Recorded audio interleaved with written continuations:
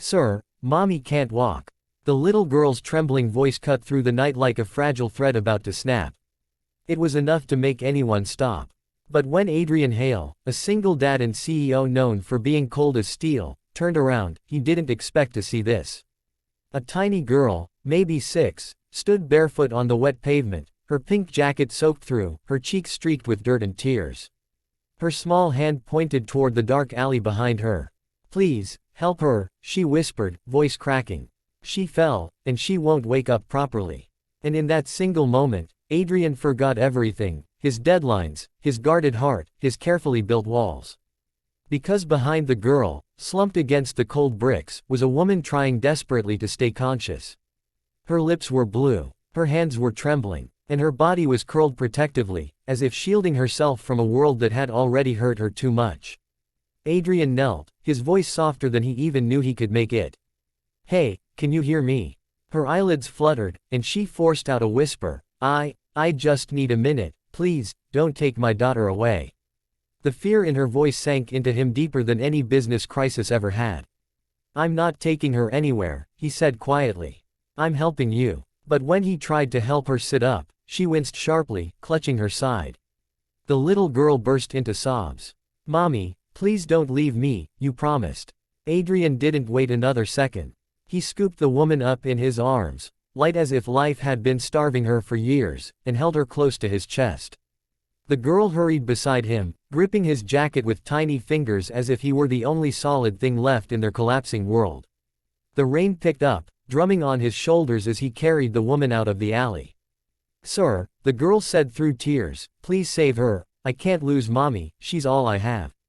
Her words hit him with an ache he hadn't felt since the night he held his own daughter, Lana, after her mother died.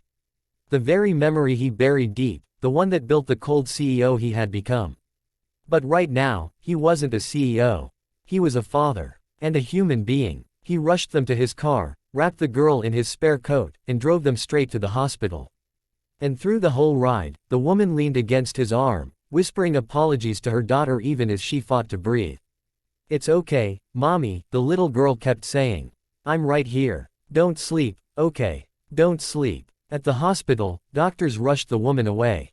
The little girl clung to Adrian's shirt, refusing to let go.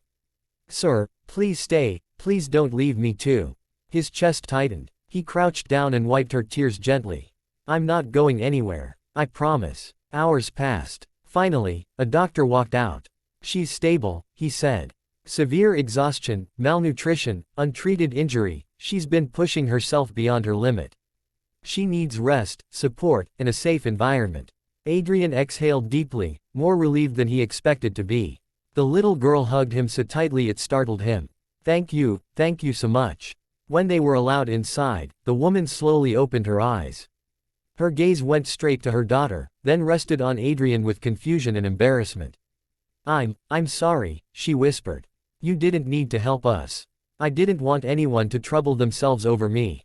"You call this trouble?" Adrian said softly. "You almost collapsed in the dark with your daughter screaming for help. Anyone with a heart would have stopped." She shook her head weakly. "Not everyone does." He didn't know how to answer that, because she was right. Over the next few days, they learned her story.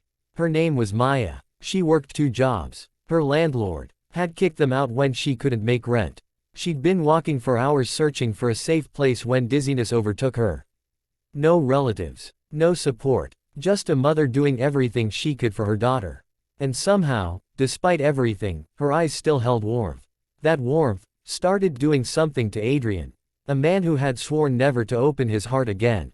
He visited them every day, bringing food, clothes, toys for the girl, and every day, Maya told him it was too much, even though she clearly needed the help. One evening, the little girl tugged Adrian's sleeve and whispered, "Sir, can you be our friend forever?" His throat tightened. "I can try," he said, smiling at her. And from that day on, everything changed. He helped them find temporary housing. He offered Maya a job at one of his companies, light work, stable income. She resisted at first, pride battling desperation, but finally accepted when her daughter said, "Mommy, please say yes, we need help." Slowly, gently, they slipped into each other's lives. Maya cooked small meals to thank him. Her daughter played with Lana, His own child, laughing like she hadn't in years. And Adrian found himself looking forward to evenings he never used to care about.